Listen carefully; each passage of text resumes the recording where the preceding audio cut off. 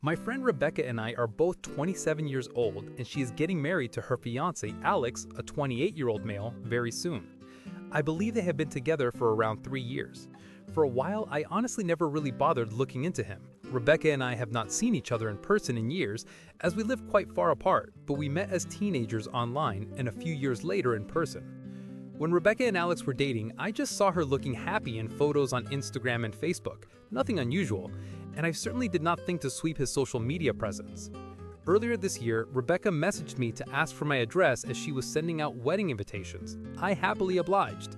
I had not seen her in a while and was excited for her.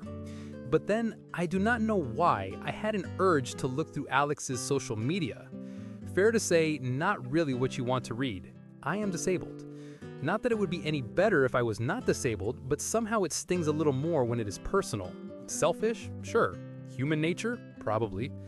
I am not sure if I should add a content warning for ableism here, so here it is now. I found the video of Alex giving an interview to a small media outlet calling disabled people a drain on the country and the taxpayer.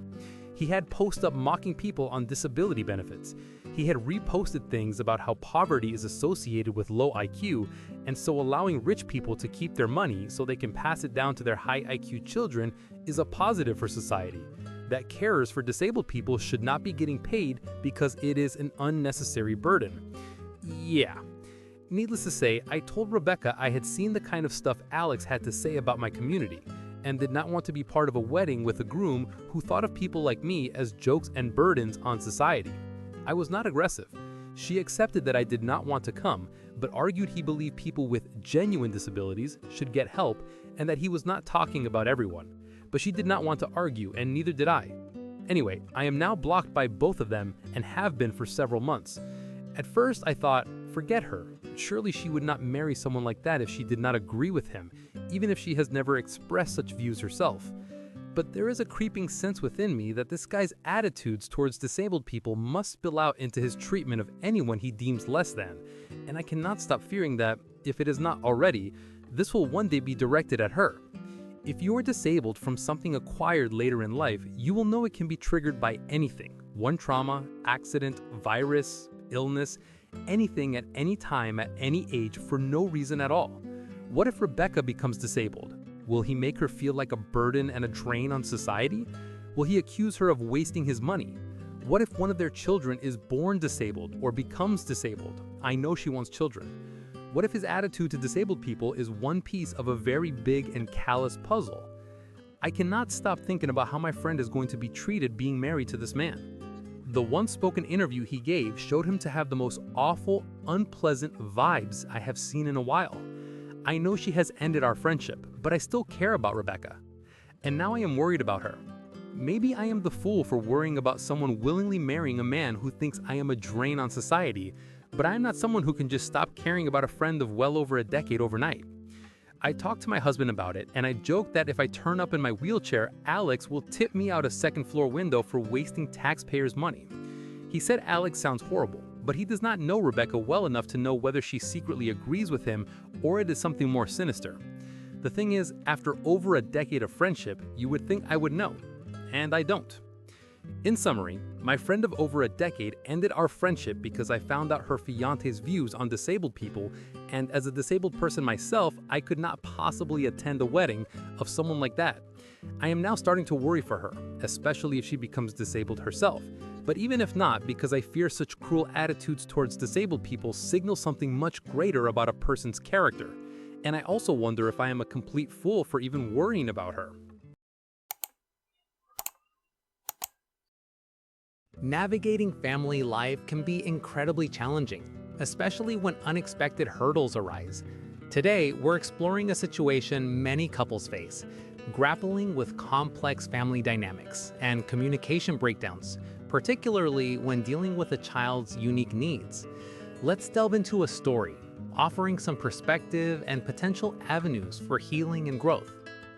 It began subtly. Before the official diagnosis, there were shifts. He started to withdraw, and unfortunately, his alcohol consumption increased. Our daughter, now 3 years old, is a truly radiant and joyful child, embracing life with a beautiful individuality.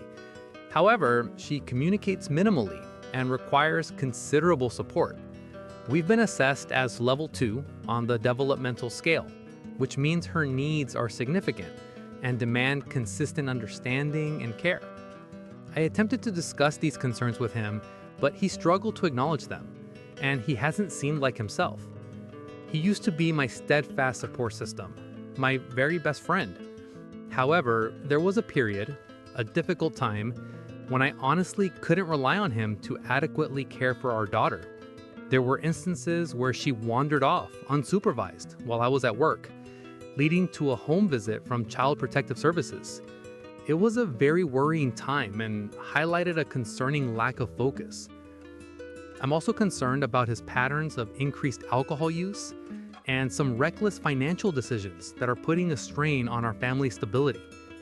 While divorce isn't something I desire, I'm genuinely unsure how to bridge this gap and rebuild trust. How do we navigate these turbulent waters, particularly when a small child is so dependent on a stable and loving home? To understand the situation fully, it's important to remember the history. My husband and I were friends all through high school, a bond that naturally evolved into a dating relationship.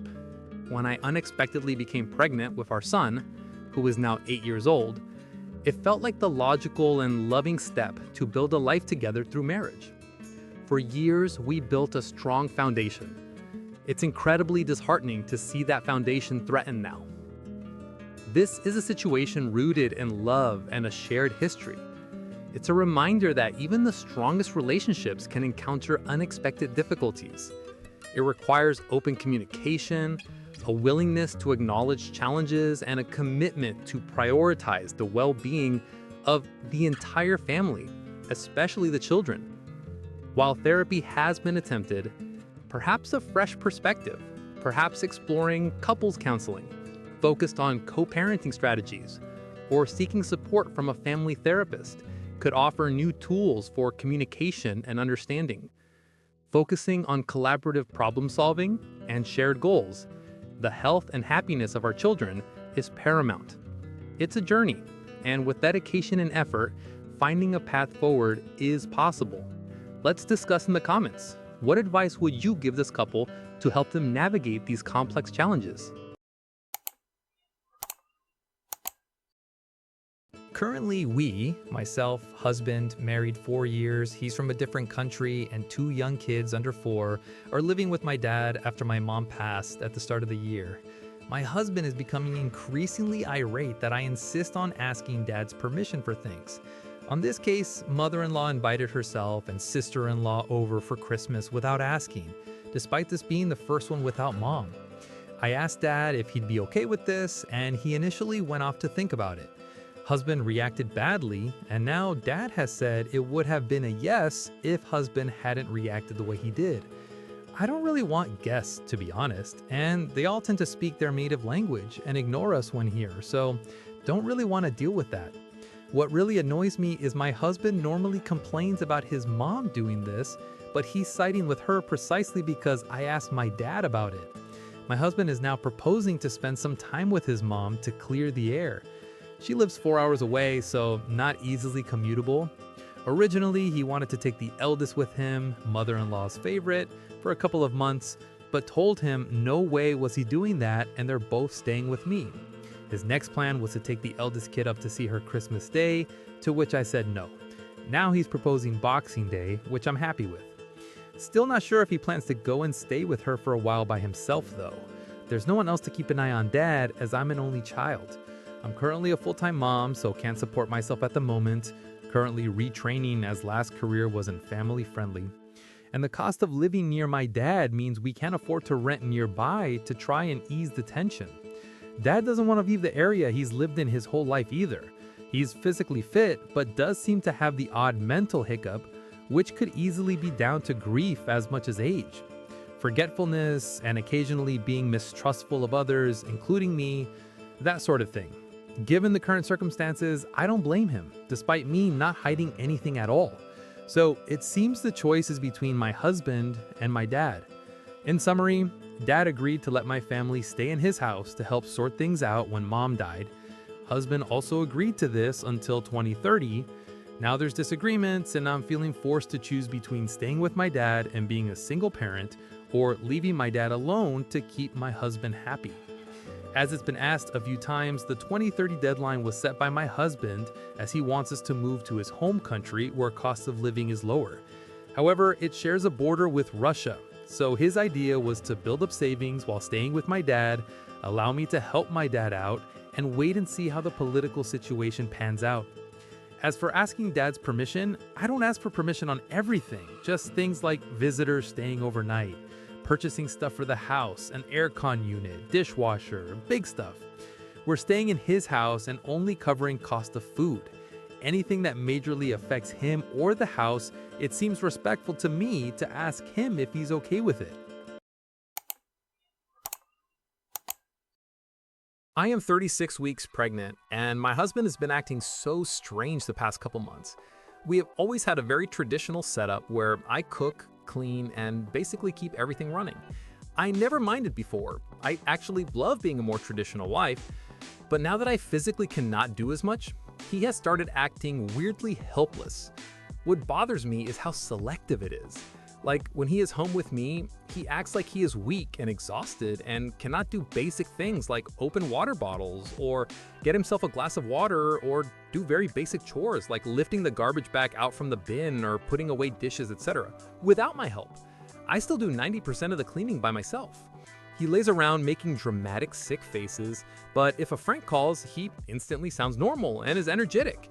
If he has a fishing trip, he wakes up before sunrise, full of energy, and can suddenly know how to plan a whole trip, prepare all his gear, etc. He just went out of state for a little trip to see his brother and did not complain even once about being sick or helpless, and had days full of fun activities. The hardest part is that when he was gone out of state, I felt so much peace. The house stayed clean. I did not have to pick up constant messes or frankly share space with someone clearly faking being sick and on the verge of death and needing to be pampered. It honestly felt like a break. To clarify, I was genuinely worried about his medical complaints at first, but I quickly noticed a pattern of him having a serious medical concern he is freaked out about and legitimately acting like he is on the verge of death, then getting every imaging, lab, and consult under the sun all coming back normal, and having meds or treatment prescribed for his symptoms, then he will act like everything is fine, never try the treatment or meds, and move on to a next new problem. I am starting to resent him. I think he is panicking about losing the dynamic where I take care of him and he is clinging to it now that I am pregnant and cannot do everything anymore, especially now that a baby is coming super soon, who will have all my attention. I would especially appreciate hearing from first-time dads. What actually helped you understand what your partner needed during pregnancy and how to adjust? In summary, I am 36 weeks pregnant and my husband suddenly acts helpless, sick, and incapable only when he is around me, but is totally normal and energetic around friends or on trips without me. He also throws tantrums over basic tasks even though he is fully capable. I felt peaceful while he was away, and now I'm starting to resent him. Looking for advice, especially from first-time dads, on how to talk to him about stepping up. I, a 29-year-old female, am in a year relationship with someone who is 30 years old. He is very enmeshed with his narcissistic parents, who are 70 years old and 72 years old. Our relationship is wonderful, but it has been absolute hell with his parents to the point I've had to hold boundaries and have gone no contact with his parents. He feels he can't do this. He often says, "They're all I have," because he's an only child. He's an only child and I'm his first really serious relationship where we live together, are planning a future, and we're serious about getting married one day. It's like his parents have always hated me for this and have seen me as taking their son from them. His parents financially abuse, verbally abuse, and heavily manipulate my partner. He's basically like their servant. They have made a series of poor financial decisions, overspending, luxury trips, clothes, spending over their means, expensive housing they can't afford, etc. They always tell us we deserve to enjoy life. They're in a really bad spot now financially in their 70s, and it's really hard for my partner. His parents are desperate and basically in survival mode now. They're guilt-tripping him and being straight nasty about it all, basically telling him it's his fault and guilt-tripping him constantly to do things for them, financially support them, etc. My partner already gave up the house he owns so they can live there for low cost, and I just feel they will always come first. We now pay $3,200 in rent together, and while we can afford it, we keep having to make ourselves uncomfortable for his parents or they throw a tantrum. We have a lot of financial goals we had to adjust now to accommodate for his parents' poor life decisions. It's directly impacting me now. Sometimes I feel it's time to leave. His parents will always have a hold on our relationship as long as they're alive, and it's just going to get worse as they age.